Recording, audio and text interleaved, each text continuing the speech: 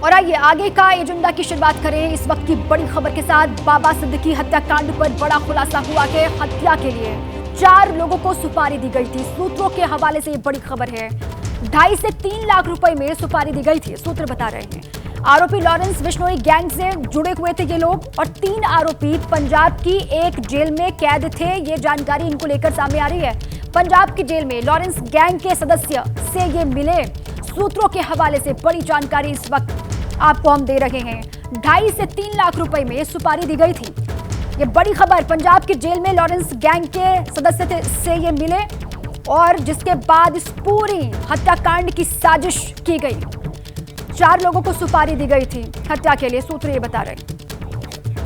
अब आइए और तमाम डिटेल्स हासिल करते हैं। हमारे सहयोगी अलग अलग जगह से हमारे साथ जुड़ चुके हैं। सूरज ओझा क्राइम ब्रांच दफ्तर से हमारे साथ लाइव जुड़ चुके हैं। नम्रता दुबे बाबा सिद्दीकी के घर से कनेक्ट हैं और मृत्युंजय कुमार इस वक्त कूपर अस्पताल से हमारे साथ हैं। सबसे पहले मृत्युंजय का ही रुख कर लेते हैं क्योंकि कूपर अस्पताल में वहां पर पोस्टमार्टम हो रहा है। अच्छा, उससे पहले सूरज का रुख कर लेते हैं। सूरज, इस वक्त आपके पास क्या जानकारी है?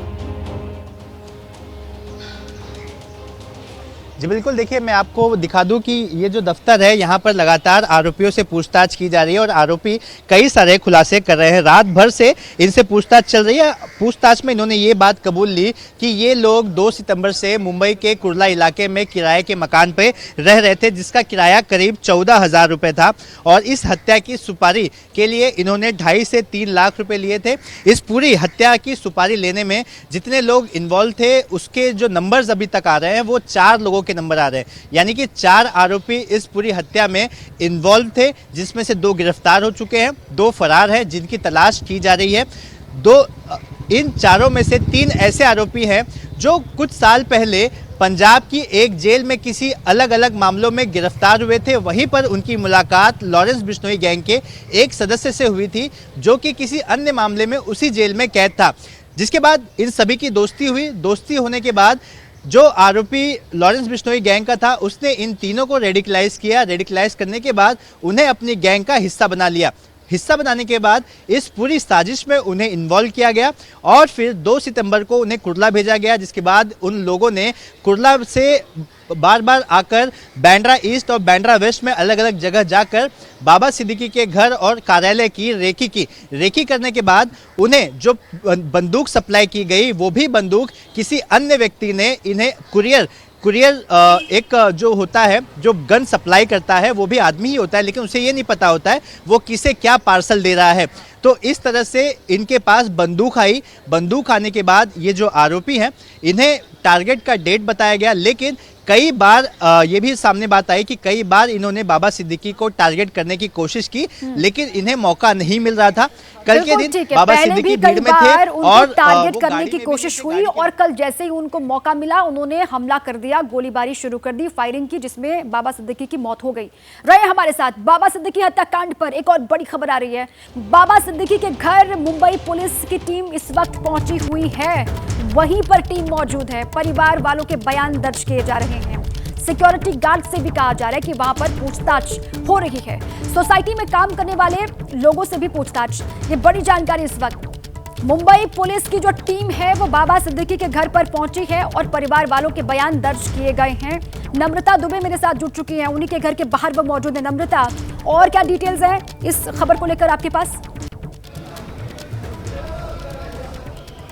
देखिए, पुलिस ने बयान तो जरूर दर्ज किए हैं, लेकिन अब जो इमारत के पास सीसीटीवी कैमरा जो आतिश आपको दिखा रहे हैं कि जो डीवीआर हैं वो पुलिस ने जब्त कर लिए हैं और डीवीआर से इस बात की छानबीन की जाएगी कि ये जो आरोपी है क्या इन्होंने यहाँ पर आकर रेकी की थी।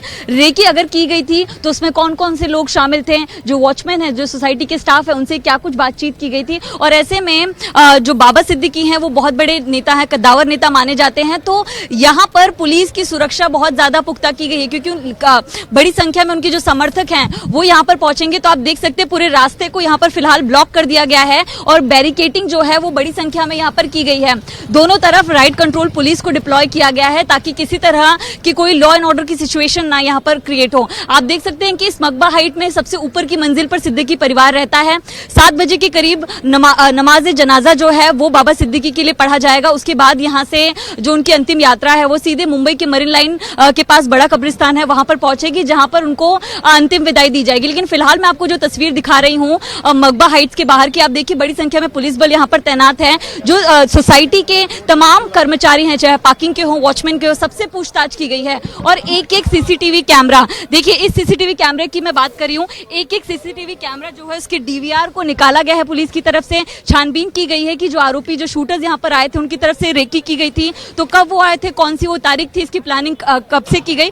जो आरोपी फरार है उनको लेकर भी जो है पुलिस की तरफ से जो छानबीन है वो की जा रही है। सोसाइटी के अंदर की तस्वीर मैं आपको दिखा रही हूँ। जो परिवार के सदस्य, जो चाहने वाले हैं, वो यहाँ पर पहुंचने शुरू हो गए हैं। बहुत ही गमगीन वक्त है परिवार के लिए, लेकिन पुलिस की तरफ से इन्वेस्टिगेशन भी यहाँ पर लगातार किया जा रहा है। मैं जिस बैरिकेडिंग का जिक्र कर रही हूँ वो देखिए, यहाँ पर पुलिस पूरे रोड को ब्लॉक कर रही है, क्योंकि बड़ी संख्या में बाबा सिद्दीकी के जो सपोर्टर्स हैं वो यहाँ पर आ सकते हैं, और ऐसे में पूरे रास्ते को फिलहाल यहाँ पर ब्लॉक किया गया। आसपास की जितनी भी दुकानें हैं उनको बंद करवा दिया गया है, और इन दुकानों की सीसीटीवी कैमरास की भी सीसीटीवी जो फुटेज है उनको भी खंगाला जा रहा है कि अगर वो शूटर्स यहाँ पर आए थे तो उनकी तरफ से जब रेकी की गई तो कौन कौन से इलाके में गए थे, किन किन लोगों से उन्होंने बातचीत की। तो ऐसे में फिलहाल बाबा सिद्दीकी का पोस्टमार्टम जो है वो कूपर अस्पताल में चल रहा है, लेकिन परिवार के सदस्यों का बयान भी जो है वो पुलिस की तरफ से दर्ज किया गया है। जो भी लोग इससे जुड़े हैं सबका बयान यहाँ पर लिया गया है। जी, परिवार के लोगों के बयान लिए गए हैं, साथ ही सोसाइटी में जो लोग काम करते हैं उनके बयान भी लिए जाएंगे, उनसे भी पूछताछ होगी। इसी बीच एक और बड़ी खबर है, बाबा सिद्दीकी हत्याकांड की जांच तेज हो गई है। मध्य प्रदेश, दिल्ली और हरियाणा में जांच की जा रही है। क्राइम ब्रांच की टीम जो है वो मध्य प्रदेश के उज्जैन रवाना हो गई है। बड़ी खबर, दिल्ली और हरियाणा के लिए टीमें रवाना। इस वक्त की बड़ी जानकारी है, अब जांच किस तरीके से तेजी के साथ आगे बढ़ रही है। मध्य प्रदेश, दिल्ली और हरियाणा में जांच और क्राइम ब्रांच की टीम एमपी के उज्जैन रवाना हो गई। दिल्ली और हरियाणा के लिए भी टीमें जो हैं वो रवाना हो चुकी हैं। इस वक्त ये बड़ी खबर है। और मृत्युंजय मेरे साथ इसी पर और जानकारियों के साथ जुड़ चुके हैं। मृत्युंजय, इस खबर को लेकर भी आपके पास जानकारी हो तो शेयर कीजिए, और साथ ही कूपर अस्पताल के आसपास क्या हलचल है, पोस्टमार्टम को लेकर क्या जानकारी है। लॉरेंस बिश्नोई गैंग से संबंधित अगर ये पूरा मामला है तो दिल्ली पुलिस की स्पेशल सेल लॉरेंस बिश्नोई के कई केसेस की जांच कर रही है, और उन्हें पता है कि इस गैंग के लोग कैसे ऑपरेट करते हैं, इस गैंग से कौन लोग जुड़े हुए हैं। ऐसे पर ये जो 2 आरोपी पकड़े गए हैं, ये अपने पूछताछ में किसी का नाम लेते हैं, किसी के नाम का संबोधन सुने हो, जिसकी चर्चा करते हैं, तो ये यदि मुंबई पुलिस को ना पता हो तो शायद दिल्ली पुलिस स्पेशल सेल को पता हो। यही वजह है कि अन्य पुलिस की भी मदद ली जा रही है, जिसमें दिल्ली पुलिस स्पेशल सेल है। साथ ही साथ चूंकि शूटर्स हरियाणा के हैं और मध्य प्रदेश से भी लिंक निकल रहा है, तो ऐसी जगहों पर भी लॉरेंस बिश्नोई गैंग के सदस्यों के बारे में जो जानकारी है पुलिस के पास, वो मुंबई पुलिस से साझा की जाएगी, और ताकि इस जांच का आगे दायरा बढ़ाया जा सके। थोड़ा मैं तस्वीरें अब दिखाना चाहूंगा मुंबई के जुहू के कूपर अस्पताल की। जुहू इलाके में कूपर जो कि सरकारी अस्पताल है, यहाँ पर पोस्टमार्टम की प्रक्रिया चल रही है। सुबह 7:30 बजे पोस्टमार्टम की प्रक्रिया शुरू हुई। ये पोस्टमार्टम लगभग 2.5 से 3 घंटे तक चलेगी, ऐसी तो डॉक्टर्स ने हमें जानकारी सुबह साझा की थी, और लगभग 5 से 7 डॉक्टरों की टीम कूपर अस्पताल में पोस्टमार्टम की प्रक्रिया को अंजाम दे रही है। इस पूरे पोस्टमार्टम का वीडियोग्राफी किया जा रहा है। और आपको एक और महत्वपूर्ण जानकारी दे दूं कि पोस्टमार्टम से पहले कूपर अस्पताल में सिटी स्कैन किया गया था। अब इसमें एक महत्वपूर्ण बात यह है कि कूपर अस्पताल में सिटी स्कैन क्यों किया गया, तो आपको बता दें कि यहाँ पर एक डॉक्टर ने हमें जो जानकारी दी कि यहाँ एक ऐसी आधुनिक मशीनरी है जिसमें बुलेट्स का एंगल एग्जैक्ट जो है वो सिटी स्कैन में स्पष्ट पता चलता है। यानी बुलेट फायर किया गया तो शरीर के किस अंग पर लगा और कहाँ से बुलेट गया, ये पूरा सिटी स्कैन में सब कुछ स्पष्ट होता है। यहाँ ये सुबह प्रक्रिया की गई, उसके बाद फिर पार्थिव शरीर को यहाँ पोस्टमार्टम के लिए लाया गया। और सामने देखिए बहुत अधिक पुलिस की तैनाती है। वजह यह है कि जो महाराष्ट्र के जाने माने नेता भी हैं वो यहाँ पहुंचे हुए हैं। प्रफुल्ल पटेल यहाँ पर पहुंचे हुए हैं, विजय वडेट्टीवार यहाँ पर पहुंचे हुए हैं, और अजीत पवार भी यहाँ पहुंचने वाले हैं, जिनकी सूचना है कि रास्ते में है। और पोस्टमार्टम अभी आधे घंटे शायद और चलेगा, और उसके बाद 1 से 2 घंटे का वक्त लगेगा, जिसके बाद पार्थिव शरीर को परिवार को सौंप दिया जाएगा। और फिर यहाँ से पार्थिव शरीर बांद्रा के लिए रवाना होगा।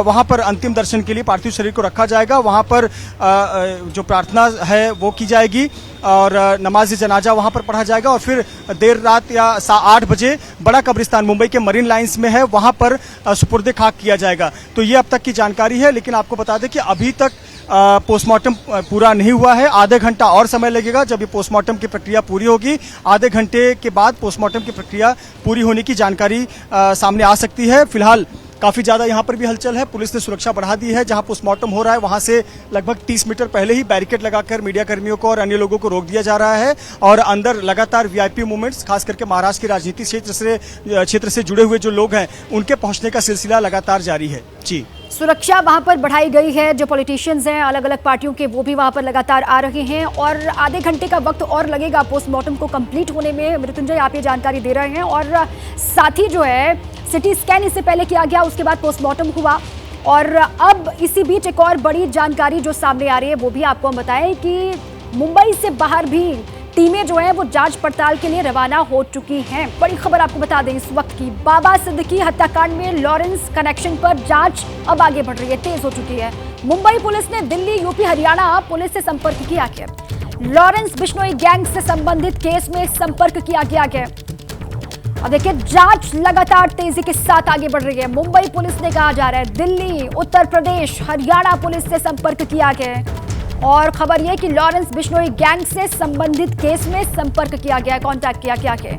आरोपियों के बैकग्राउंड को लेकर भी संपर्क किया गया और जानकारी जुटाने की मुंबई पुलिस की कोशिश है और इसीलिए कहा जा रहा है कि दिल्ली, यूपी, हरियाणा पुलिस से संपर्क किया गया है मुंबई पुलिस की ओर से। उनको मारा जाता है तो ये इसका मतलब यही है कि आम आदमी की सुरक्षा का बड़ा सवाल अभी महाराष्ट्र में निर्माण हुआ है। एक मुंबई, शांत मुंबई करके हम लोग मुंबई को देख रहे थे, अभी मुंबई फिर से क्राइम हब और गुंडों का राज फिर से मुंबई में आ रहा है क्या? यही सवाल अभी उठ रहा है। क्या मुंबई और महाराष्ट्र यूपी और बिहार की तरफ जा रहा है या उसी रास्ते पर चल रहा है, लेके जाने का काम हो रहा है? ये डर हमें सताने लगा है।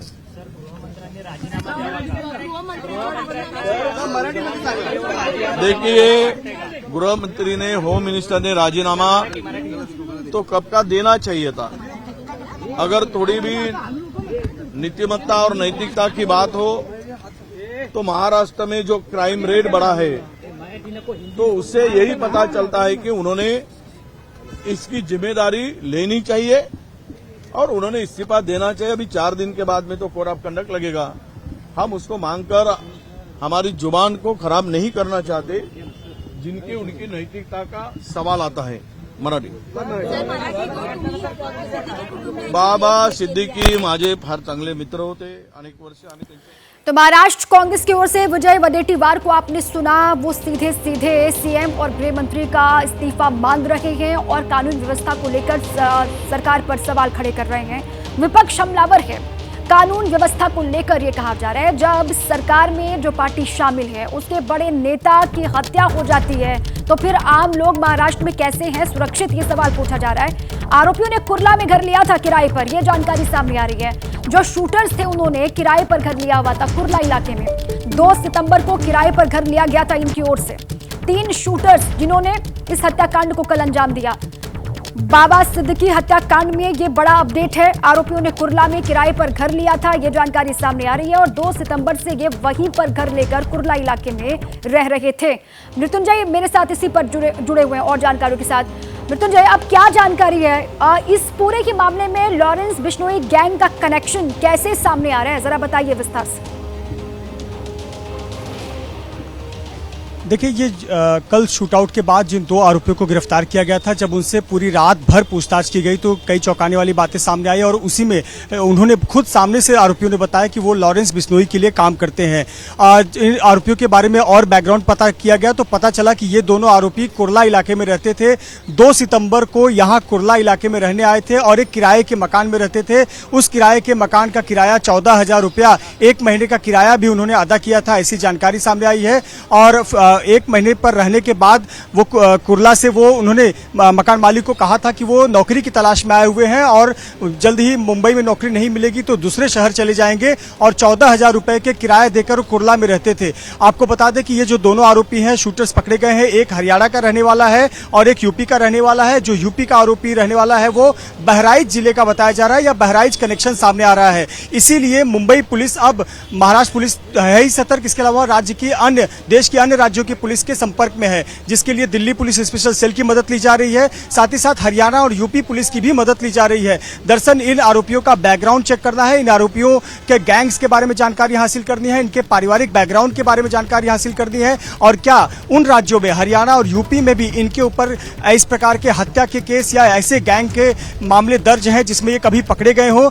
इसकी जानकारी इकट्ठा करने के लिए यूपी पुलिस और हरियाणा पुलिस से मुंबई पुलिस ने संपर्क किया है। साथ ही साथ आपको बता दें कि दिल्ली पुलिस स्पेशल सेल की टीम मुंबई आएगी और संयुक्त रूप से इंटरोगेशन करेगी। तो लॉरेंस बिश्नोई का नाम इन दोनों ही आरोपियों ने खुद सामने से लिया और कहा कि हमें लॉरेंस बिश्नोई के लिए हम काम करते हैं, लेकिन उन्होंने ये नहीं बताया कि हथियार देने वाला व्यक्ति कौन था, क्योंकि उन्हें ये बताया गया कि हत्याकांड यानी कल शूटआउट के पहले घटनाक्रम जो अभी हुआ है वो पैटर्न भी लॉरेंस बिश्नोई गैंग जिन मामलों में इससे पहले भी शामिल रहा है, पैटर्न भी वही है और इसीलिए भी अब दोनों ही जो आरोपी गिरफ्तार हुए हैं उन्होंने भी कहा है कि वो खुद लॉरेंस बिश्नोई गैंग से जुड़े हुए हैं। इसी बीच में एक और बड़ी खबर है, बाबा सिद्दीकी हत्याकांड के आरोपियों की आज पेशी होनी है कोर्ट में। मुंबई के किला कोर्ट में पेश किए जाएंगे दोनों की आरोपी, ये कहा जा रहा है।